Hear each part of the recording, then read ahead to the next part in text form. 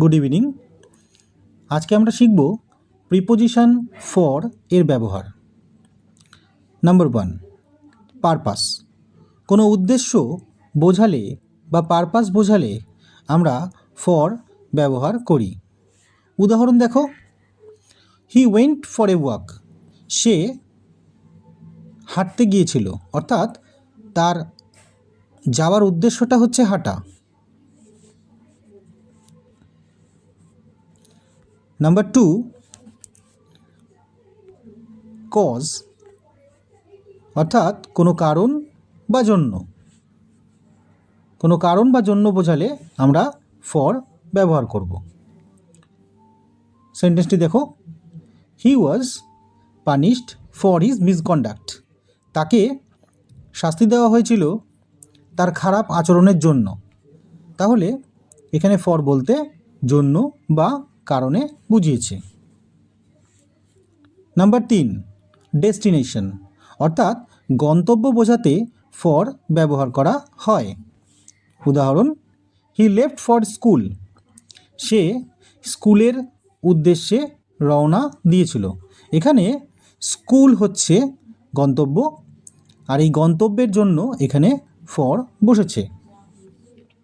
Number 4, period of time, অর্থাৎ সময়ব্যাপী। সময়ব্যাপী বোঝালে বা পিরিয়ড অফ টাইম বোঝালে ফর ব্যবহার করা হয়। He has been here for 6 years. He has been here for 6 years. দেখো, এখানে 6 ইয়ার্স কথাটাকে উল্লেখ করা হয়েছে, অর্থাৎ এই যে 6 বছর সময়ের কথা বলেছে, এই কারণে এখানে ফর বসেছে। নাম্বার 5, উইথ রিগার্ড টু, মানে সম্পর্কে। সম্পর্কে বোঝালে ফর ব্যবহার করা হয়। Example, he has a great respect for his father.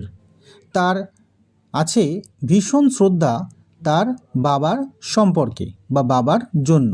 তাহলে এখানে বাবার সম্পর্কে বলেছে বলে ফর ব্যবহার করা হয়েছে।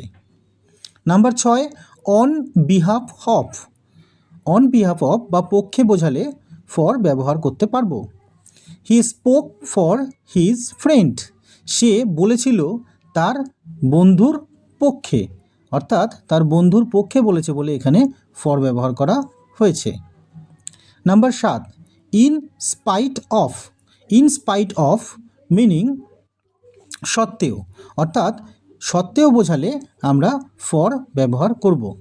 For all his money he is